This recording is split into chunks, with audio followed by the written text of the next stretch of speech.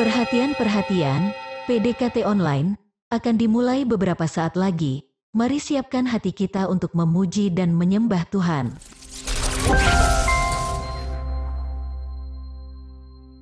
Shalom, Sobat DC Ministry yang dikasih Tuhan Yesus. Puji syukur kita bisa kembali berjumpa dalam PDKT Online dalam kondisi yang baik tanpa kekurangan sesuatu apapun. Di tengah-tengah rutinitas maupun kebiasaan yang sudah membuat kita nyaman, ada kalanya Allah hendak melakukan sesuatu yang baru di dalam hidup kita. Seperti ayat firman yang tertulis dalam Yesaya 43 ayat ke-19 yang mengatakan, "Lihat, Aku hendak membuat sesuatu yang baru, yang sekarang sudah tumbuh, belumkah kamu mengetahuinya?" Agar setiap kita bisa menerima perbuatan Allah yang baru tersebut, maka hati dan spirit kita itu tidak boleh kaku. Bukalah hatimu dan jangan bersandar pada pengertianmu sendiri. Nah, pada sharing kali ini kita akan bahas bersama-sama firman Tuhan yang diambil dari Injil Lukas, di mana saya rindu firman pada hari ini akan menginspirasi setiap daripada kita untuk terus memperbarui iman dan juga hidup kita, sehingga dapat senantiasa mengalami sukacita yang datang daripada Tuhan. Namun, sebelum kita lanjut untuk sharing firman Tuhan pada hari ini, seperti biasa, mari kita terlebih dahulu bersatu di dalam doa. Tuhan Yesus yang baik, kami bersyukur untuk kasih dan anugerah-Mu yang selalu baru setiap hari. Hari ini kami rindu mendengarkan firman-Mu, berbicaralah ya Tuhan, dan penuhilah hati kami yang haus akan kebenaran-Mu. Biarlah setiap kata yang disampaikan berasal daripada-Mu, bukan daripada hikmat manusia. Sembunyikan hamba di balik salib-Mu, agar hanya Engkau yang dimuliakan. Di dalam nama Tuhan Yesus, mari kita yang percaya dan berdoa bersama kita katakan, Amin. Shalom, menyapa kembali Bapak Ibu, Saudara-saudariku, Sobat DC Ministry dimanapun berada. Sharing kita pada hari ini saya berjudul, Buka Hati, Terima yang Baru. Seperti apa yang dikatakan dalam sebuah ayat firman yang ada dalam Yesaya 43 tadi, dikatakan bahwa Tuhan hendak melakukan sesuatu yang baru. Belumkah kamu mengetahuinya?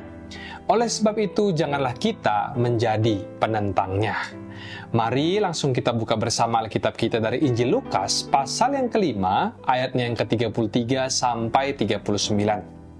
Meskipun judul perikopnya di Alkitab menyebutkan tentang hal berpuasa, tetapi nanti setelah kita telaah bersama ayat demi ayat satu persatu, di dalam ayat-ayat ini mengandung begitu banyak sekali kebenaran tentang kehidupan.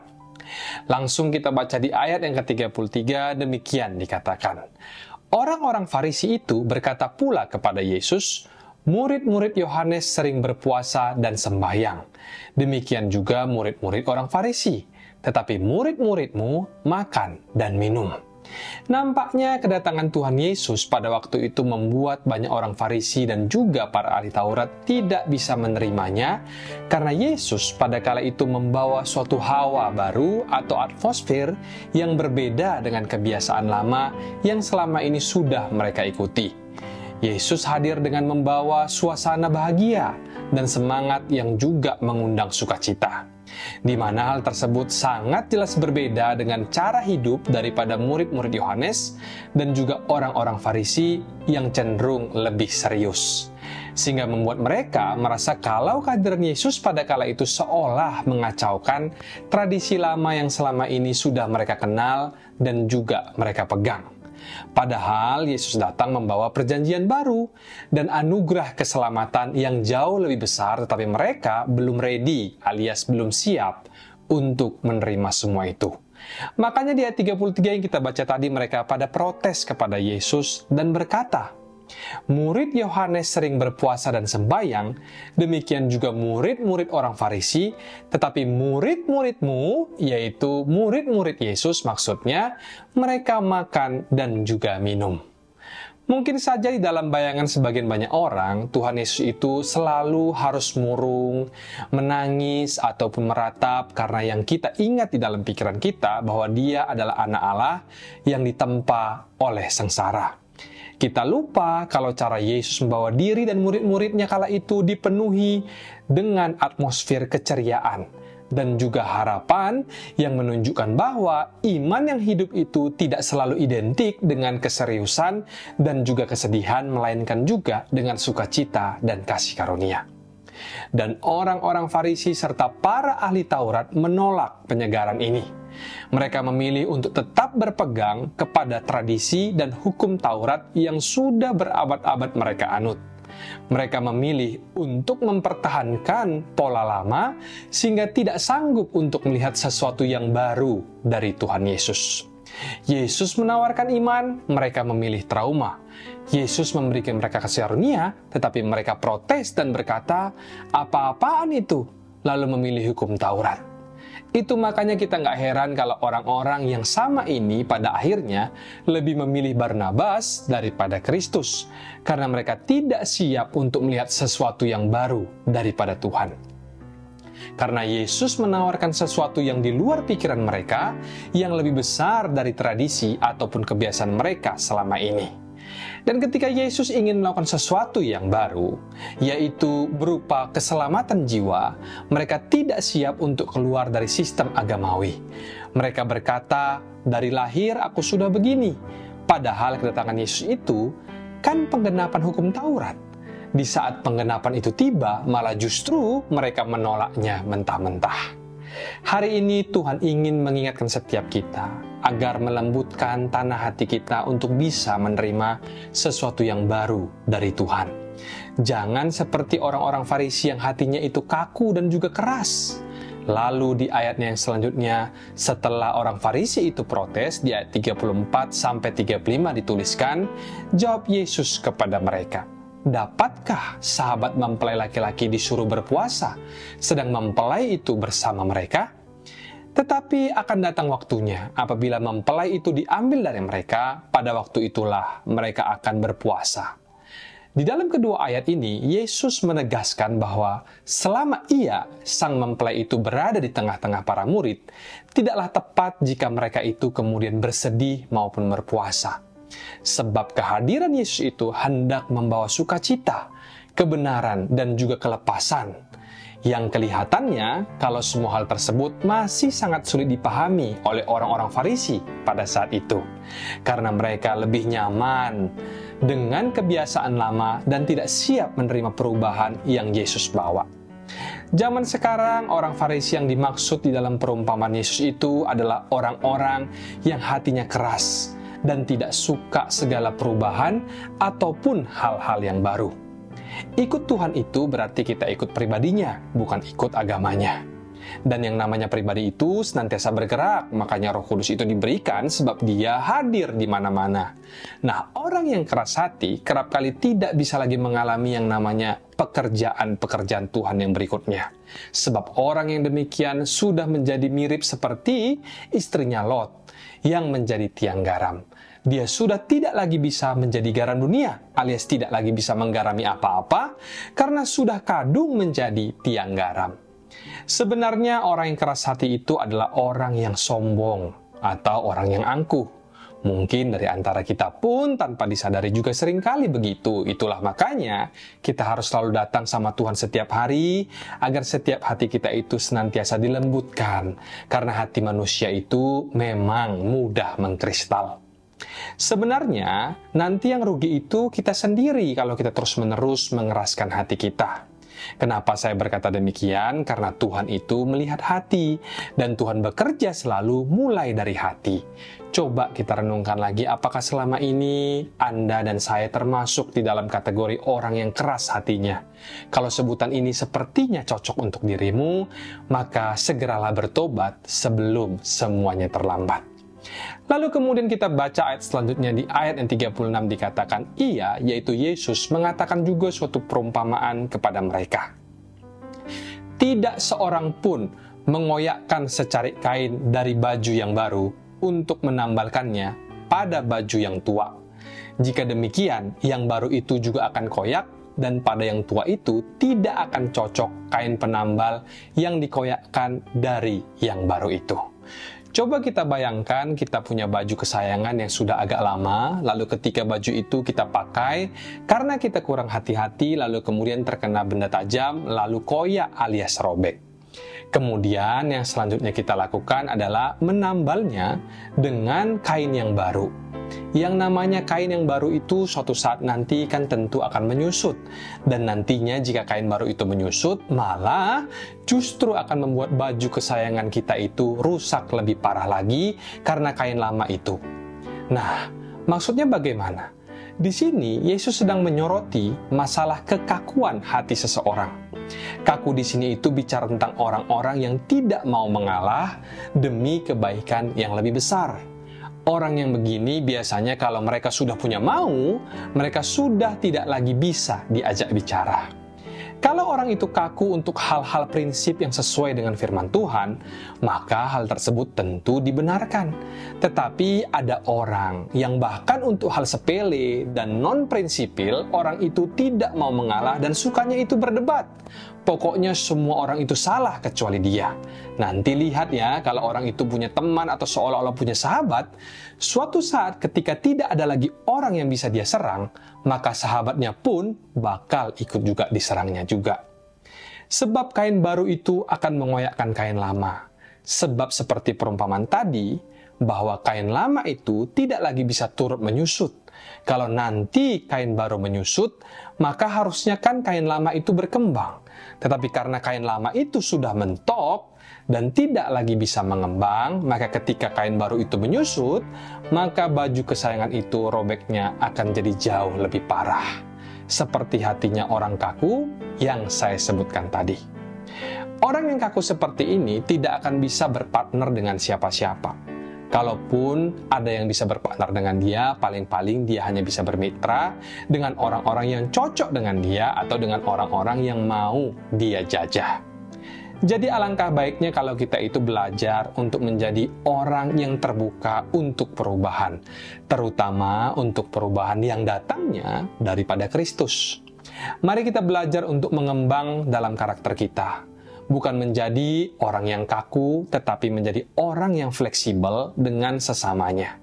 Bukan kompromi, karena kompromi itu adalah prinsip, tapi jadi orang yang fleksibel khususnya di dalam perkara-perkara yang sifatnya oke untuk mengalah. Jika ada dari antara kita yang selama ini cenderung kaku, mintalah di dalam doa kepada Roh Kudus untuk melembutkan hati kita. Masuklah ke dalam hadiratnya Tuhan lewat pujian, penyembahan, dan saat teduh. Karena di sanalah nanti hati kita akan dilunakkan untuk siap menerima pekerjaan Tuhan yang berikutnya. Kalau kita bersedia diubah, maka Tuhan akan membawa kita kepada hal-hal yang jauh lebih besar dan jauh lebih indah bagi kemuliaannya. Ada amin, saudaraku?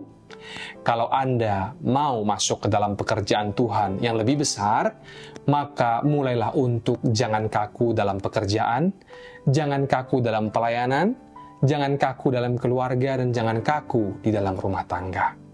Jadilah orang yang bisa diajak bernegosiasi, diajak bicara selama, sekali lagi ya, saya ingatkan, selama hal-hal itu bukan soal prinsip ataupun kompromi. Lalu di ayat ke-37 kemudian dikatakan, demikian juga seorang pun mengisikan anggur yang baru ke dalam kantong kulit yang tua, karena jika demikian, anggur yang baru itu akan mengoyakkan kantong itu, dan anggur itu akan terbuang, dan kantong itu pun hancur. Kita semua tahu kalau yang namanya anggur itu kan pasti mahal. Tetapi di sini Yesus berbicara tentang anggur itu, Ia hendak memberikan perumpamaan kepada kita tentang tipe orang-orang yang hari-hari ini stagnan alias tidak mau berkembang demi perkara yang lebih besar. Biasanya ini sering terjadi pada orang-orang yang merasa kalau dirinya sudah berumur, yang kalau mereka diajak untuk belajar sesuatu yang baru, mereka seringkali berkata, aku nggak maulah, kan aku sudah tua. Umurku lo sudah berapa? Saudaraku, dengar baik. Yang namanya kehidupan itu kita harus terus belajar. Tidak ada yang namanya usia itu kadaluarsa. Setiap usia punya tujuan. Contoh, Musa dipanggil untuk memimpin bangsa Israel pada usia 80 tahun. Kaleb tetap memiliki semangat muda meskipun usianya bertambah. Tuhan dapat memakai siapapun, tidak peduli muda ataupun tua. Kalau itu tentang perkara-perkara Tuhan, maka kita harus terus belajar. Karakter kita pun harus terus berubah kejar-kejaran dengan waktu. Dan semakin cepat karakter kita berubah, maka semakin Anda tidak kaku pula. Sebab itu jangan pernah berkata, terlambat sudah. Ketika disuruh membaca Alkitab, ada orang yang berkata, tidak bisa aku baca Alkitab. Dari dulu aku nggak suka baca. Waktu sekolah aja aku jarang sekali membaca. Udahlah, jangan suruh-suruh aku lagi baca Alkitab. Loh, saya sendiri aja kalau nggak dipaksa baca Alkitab tidak akan pernah selesai. Namanya membaca Alkitab itu dari Kejadian sampai juga Wahyu. Saya rasa kita semua pun kalau disuruh memilih membaca Alkitab atau disuruh bermain, semua kita tentu pasti sukanya hobi. Dan orang yang stagnan pasti penuh dengan berbagai macam alasan. Seperti kain tua tadi ya kan, kantong anggur yang lama pun demikian. Dia sudah tidak lagi bisa berkembang. Jadi nanti ketika anggur baru dimasukkan, maka serat-serat daripada kantung anggur yang lama itu sudah tidak lagi mau mengembang ke kiri maupun ke kanan. Dan pada akhirnya jebol, dan anggurnya pun semuanya tumpah. Sebab anggur kalau masih baru itu kan masih belum selesai tuh yang namanya proses fermentasinya. Jadi masih akan mengeluarkan semacam gas ataupun soda yang akan menekan ke kiri maupun ke kanan sehingga akan membuat serat-serat daripada kantung anggur yang lama itu harus juga ikut mengembang ke kanan maupun ke kiri karena gas yang dikeluarkan oleh anggur tersebut. Jadi apapun yang nanti Tuhan mau berikan di dalam hidup kita hari-hari ini, baik itu perkara ilahi maupun perkara-perkara yang baru, selama hidup kita itu terus beralasan dan tidak mau terbuka, maka semua itu akan percuma dan malah justru akan membuat hidup orang yang demikian itu pada akhirnya jebol dan orang lain pun akan turut dirugikan. Karena itu tolaklah untuk menjadi orang-orang yang stagnan. Lalu di ayat yang terakhir, ayat 39 dikatakan, dan tidak seorang pun yang telah minum anggur tua ingin minum anggur yang baik. Sebab ia akan berkata, anggur yang tua itu baik. Saudaraku perlu tahu bahwa anggur tua itu tidak sama dengan anggur lama. Anggur lama, dia itu disimpan asal-asalan pada temperatur yang salah, malah seringkali berkerak, dan tentu saja itu tidak baik. Tetapi kalau yang namanya anggur tua, itu adalah anggur yang dijaga dan disimpan dengan baik pada temperatur yang sudah diatur dengan baik pula. Sehingga ketika anggur ini tambah tua, harganya pun akan tambah mahal. Jadi bagi orang yang terus melembutkan hati dan mau menerima segala perubahan yang datangnya dari Tuhan, asal itu dari Tuhan, lama-lama urapan orang tersebut akan menjadi urapan yang tua dan hidupnya pun akan menjadi semakin mahal. Bukannya dia itu menjadi orang yang kaku, tetapi orang yang demikian akan menjadi orang yang fleksibel, yang tahu kapan berkata no untuk negosiasi, tapi dia juga tahu kapan dia harus mengalah demi kebaikan yang lebih besar. Nanti lama-lama wibawa orang tersebut akan bertambah, anggurnya menjadi tua dan urapan orang tersebut akan menjadi semakin mahal. Usia bisa lanjut, tetapi orang yang mau terus bertumbuh dalam Tuhan, maka Tuhan nanti yang akan menambah-nambahkan buah-buah yang baru di dalam hidup orang tersebut. Baik itu di dalam pelayanannya, bahkan juga di dalam pekerjaannya.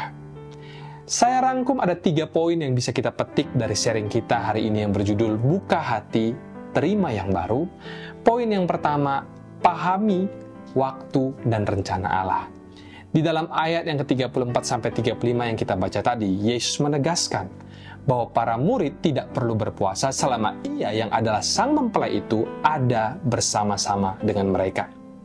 Di sini Yesus hendak mengajarkan kepada kita untuk tidak terpaku kepada rutinitas keagamaan semata, melainkan peka terhadap kehadiran dan gerakan Tuhan. Ketika Yesus hadir, itulah waktu untuk kita bersuka cita.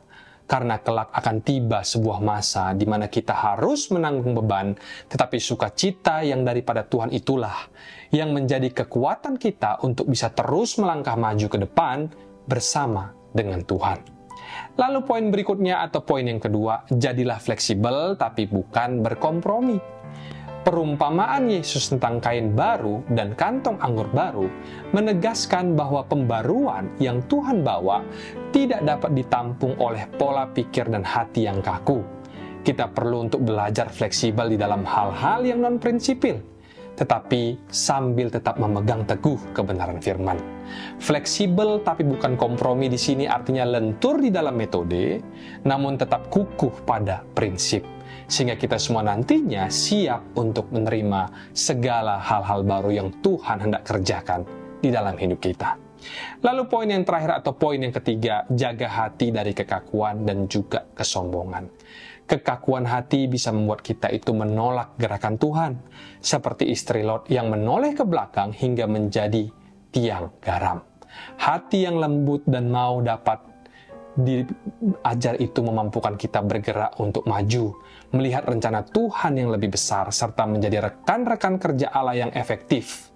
Oleh sebab itu, marilah terus melembutkan hati lewat doa, pujian, dan penyembahan, supaya kita tidak berhenti bertumbuh dan mampu menerima setiap perubahan yang Tuhan kehendaki. Semoga ketiga poin ini menolong kita membuka hati dan menerima sesuatu yang baru daripada Tuhan, sehingga kita tidak menjadi penghalang bagi pekerjaan-pekerjaan Tuhan berikutnya. Demikian sharing hari ini, mari kita bersatu hati di dalam doa. Tuhan Yesus yang baik, terima kasih untuk firman-Mu pada hari ini. Ajarlah setiap kami untuk peka terhadap rencana-Mu dan siap menerima pembaruan yang Engkau bawa. Lembutkan hati kami dan jangan biarkan kami menjadi kaku dan menolak pekerjaan-Mu. Jadikanlah kami kantong anggur baru yang siap menampung anugerah dan kebenaran-Mu. Kami mau serahkan hidup kami ke dalam tangan-Mu, bentuk dan pakailah sesuai dengan kehendak-Mu. Hari ini kami juga mau berdoa untuk setiap sobat DJ Ministry di mana mereka berada.